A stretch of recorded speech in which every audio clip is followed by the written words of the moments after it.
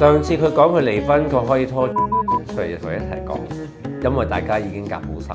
通常呢啲都有公關嘅高手去處理噶嘛。到最後呢啲其實係經驗嚟。經過今次之後，我諗佢都要諗一諗，究竟以後記者問到佢，佢要點答？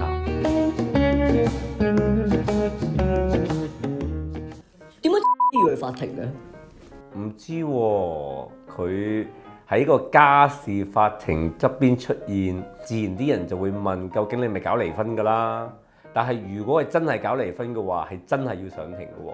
好啦，首先釐清一點先，家事法庭係咪淨係做離婚嘅？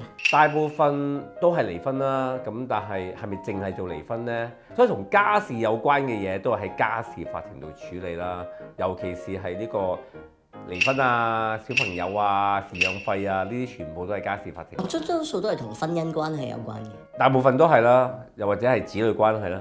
如果佢真係搞離婚，就要去家事法庭，係無論佢係任何嘅身份或者任何嘅階層，佢都要當事人去出現嘅，唔可以代表律師去做。代表律師要出庭，但係當事人都要出庭，呢個係法庭嘅指示嚟。問咧，點解 close court 你哋會知嘅？close court 你哋會知嘅咁樣，咁點解啲記者會知嘅？我都唔知點解啲記者咁神通廣大喎。家事法庭係唔公開嘅，喺個案件審訊表亦都睇唔到究竟邊一個當事人嗰日要上庭。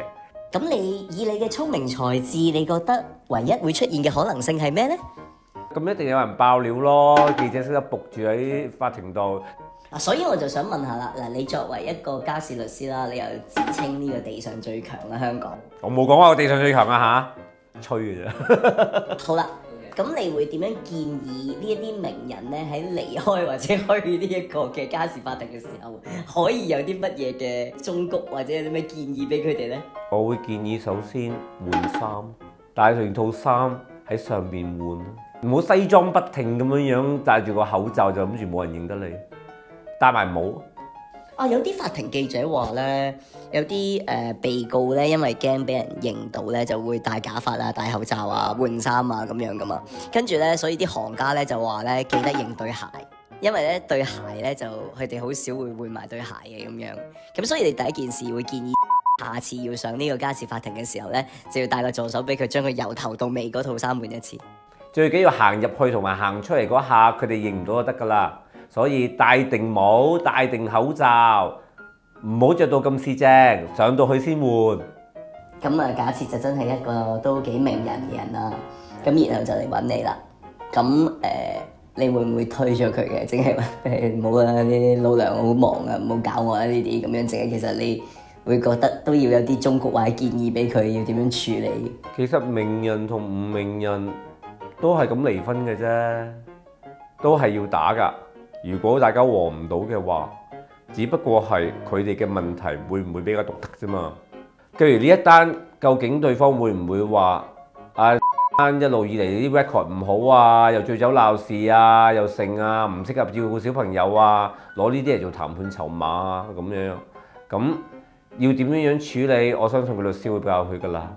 其實頭先嗰個係唔成立噶嘛，即係你話。名人同唔係名人離婚都係咁樣打法，但係其實首先第一，名人之前發生過嘅事係會被記錄在案，會被娛樂版留底，然後好似證實佢真係有做過咁樣。咁所以其實嗰啲可能唔係名人嘅人，就算可能佢係醉酒鬧事啊，喺個街度隨地吐痰啊嗰啲，係唔會被記得噶嘛。究竟以前所發生過嘅嘢係咪代表咗小朋友同埋錢嘅分法會唔同咗？因為其實好多時好多人都會抄翻舊陣時啲嘢嚟講，但係究竟係咪應該呢？究竟係咪對嗰件事有幫助呢？因為到最後其實都係解決小朋友同埋錢啫嘛。咁以前發生咗嘅嘢係咪代表咗佢唔適合照顧小朋友啊？咁但係其實係咪喺公關上，律師都會俾一啲意見，就係嗰當事人，喂，你係名人嚟嘅。你再係咁樣搞呢單嘢落去，可能咁樣 roll 法，即係嗰件事咁樣事態發展咁樣做法，會令到個案情都會變得更加複雜，或者點樣？會唔會有啲咁嘅機會？唔係個個律師都識得點樣去教個客去處理輿論方面嘅問題嘅。通常呢啲都有公關嘅高手去處理噶嘛。到最後呢啲其實係經驗嚟嘅，律師未必係個個都可以咁樣去教個客去處理噶嘛。點樣去答記者提問呢一啲嘢，我哋好難控制嘅喎。究竟記者會問啲乜嘢，我又唔知。咁即係其實經過對上一次嘅家事法庭出邊有記者事件之後，首先要提防3件事啦。第一就係可能有人會爆料啦。第二，你需要應對記者提問啦。第三就係呢單嘢會持續成為公眾嘅視線底下，即使佢係審判中都好。其實你唔講，啲人都講緊㗎啦。經過今次之後，我諗佢都要諗一諗，究竟以後記者問到佢，佢要點答？個話語權喺自己個手度，咩講得，咩唔講得，點樣講會有咩觀眾反應？呢樣嘢真係要諗清楚，度清楚。上次佢講佢離婚，佢可以拖出嚟同佢一齊講，因為大家已經夾好晒。今次好明顯對方就唔肯同佢夾好晒咁樣出嚟講，所以佢唔知道點講。家破人亡事務所 Screw Up Gracefully。睇完記得 comment、like、share 同 subscribe， 同埋撳埋 YouTube 個鐘仔啦。如果有任何問題想問 Alfred 葉律師嘅話，可以 follow 我哋嘅 IG， 葉律師睇過啲問題，可能就會喺呢一度免費答你噶啦。如果需要葉律師嘅專業服務嘅話，就 send 個 message 去我哋 IG， 睇下我哋幫唔幫到你。